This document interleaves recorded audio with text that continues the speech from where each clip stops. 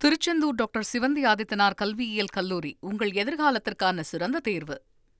தலைமை செயலகத்தில் நடைபெற்ற மாவட்ட ஆட்சித் தலைவர்கள் மற்றும் காவல்துறை அதிகாரிகள் மாநாட்டில் மக்கள் நலன் மற்றும் சட்டம் ஒழுங்கு குறித்து முதலமைச்சர் விஜய் பிறப்பித்த அதிரடி உத்தரவுகளை தற்போது பார்க்கலாம்.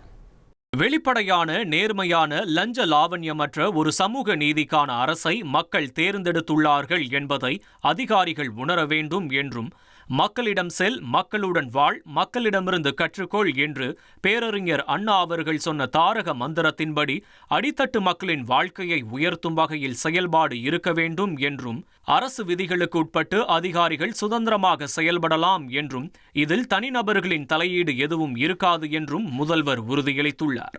அரசின் சேவைகள் மக்களின் வீட்டிற்கே போய் சேர வேண்டும் என்றும், அதற்கு அதிகாரிகளுடைய ஆலோசனைகளை எதிர்பார்ப்பதாகவும் முதல்வர் குறிப்பிட்டுள்ளார். ரேஷன், கல்வி, குடிநீர், சுகாதாரம், மின்சாரம், சாலை மற்றும் பேருந்து போன்ற அடிப்படை வசதிகளுக்கு முக்கிய கவனம் செலுத்தியாக வேண்டும் என்றும், முதியோர் ஓய்வூதியம், சான்றிதழ்கள் வழங்குவது, மின் இணைப்பு மற்றும் மின்சார விநியோகம் போன்றவற்றில் விரைவான செயல்பாடுகள் இருக்க வேண்டும் என்றும், திங்கட்கிழமை தவிர மற்ற நாட்களில் காலை வேளையில் அதிகாரிகள் கட்டாயம் கள ஆய்வுக்கு செல்ல வேண்டும் என்றும் முதல்வர் அறிவுறுத்தியுள்ளார். சட்டம் ஒழுங்கு பிரச்சனையை பொறுத்தவரை அதிகாரிகள் சட்டத்தின் அடிப்படையில் சுதந்திரமாக முடிவெடுக்க முழு அதிகாரம் அளிக்கப்படுவதாகவும் முதல்வர் தெரிவித்துள்ளார். மாவட்ட ஆட்சியர்கள் அனைவரும் ஒவ்வொரு மாதமும் சட்டம் ஒழுங்கு கூட்டத்தை நடத்தி சம்பந்தப்பட்ட துறைகளை ஒருங்கிணைத்து செயல்பட வேண்டும் என்றும், வருவாய்த்துறை மற்றும் காவல்துறையினர் கலந்தாலோசித்து எந்த ஒரு சம்பவமும் நடப்பதற்கு முன்னதாகவே மூல காரணத்தை கண்டறிந்து குற்றங்களை தடுக்க வேண்டும் எனவும் தெரிவித்துள்ள முதல்வர் விஜய், தவறு செய்தவர்கள் யாராக இருந்தாலும் பாரபட்சமின்றி துரித நடவடிக்கை எடுக்க வேண்டும், நிரபராதிகள் தப்பித்தவறி கூட பாதிக்கப்பட்டுவிடக் கூடாது என்றும் அறிவுறுத்தியுள்ளார். விவசாயிகள், மீனவர்கள், மாற்றுத்திறனாளிகள் ஆகியோரின் கூட்டத்தை முறையாக, சரியாக, கனிவோடு நடத்த வேண்டும், மக்களிடம் குறையை கேட்பதை விட அதை தீர்ப்பது முக்கியம் என்றும் கூறியுள்ளார்.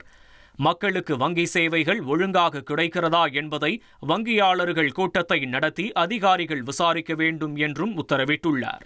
பெண்களுக்கு பாதுகாப்பற்ற பகுதிகள், விபத்து மற்றும் குற்றம் அதிகம் நடக்கும் இடங்களில் சிசிடிவி கேமராக்களை நிறுவும் இயக்கத்தை முனைப்பாக நடத்த வேண்டும் என்றும், பெண்கள் பாதுகாப்பை 100% உறுதிப்படுத்த வேண்டும், இதில் no change and no compromise என்ற கொள்கை மட்டுமே பின்பற்ற வேண்டும் என்றும் அறிவுறுத்தியுள்ளார்.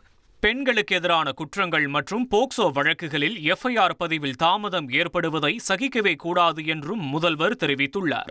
பள்ளிகளுக்கு அருகில் உள்ள கடைகளை தொடர்ச்சியாக கண்காணித்து போதைப்பொருள் குற்றங்களில் ஈடுபடுவோரை உடனடியாக கைது செய்ய வேண்டும் என்றும், சாதி அடிப்படையிலான பாகுபாடு மற்றும் வன்முறைகளுக்கு எதிராக உறுதியான நடவடிக்கை தேவை என்றும், பள்ளிகளில் சாதி ஊக்குவிப்பு சம்பவங்களை கல்வித்துறை கண்காணிக்க வேண்டும் என்றும் கேட்டுக் கொண்டுள்ளார். சிறார் குற்றங்களில் கும்பல் சார்ந்த நடவடிக்கைகள் மற்றும் போதைப்பொருள் துஷ்பிரயோகம் கட்டுப்படுத்தப்பட வேண்டும் என்றும், பள்ளி இடைநிறுத்தங்களை நெருக்கமாக கண்காணிக்க வேண்டும் என்றும் உத்தரவிட்டுள்ள முதல்வர், வடமாநில புலம்பெயர்ந்த தொழிலாளர்கள் மீது தாக்குதல் அல்லது சுரண்டலுக்கு உட்படுத்தப்படக்கூடாது என்றும், தொழிலாளர் நலத்துறை மூலம் அவர்களின் கட்டாய பதிவு அமல்படுத்தப்பட வேண்டும் என்றும் உத்தரவிட்டுள்ளார்.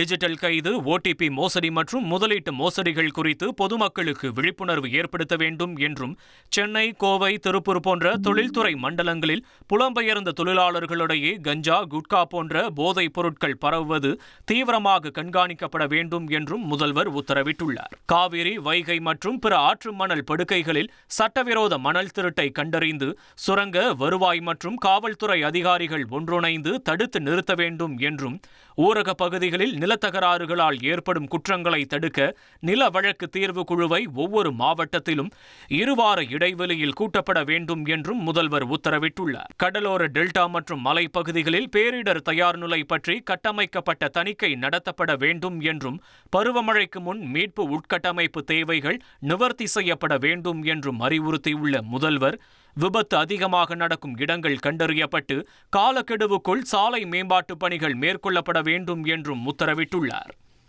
திருச்செந்தூர் டாக்டர் சிவந்தி ஆதித்தனார் கல்வியியல் கல்லூரி உங்கள் எதிர்காலத்திற்கான சிறந்த தேர்வு.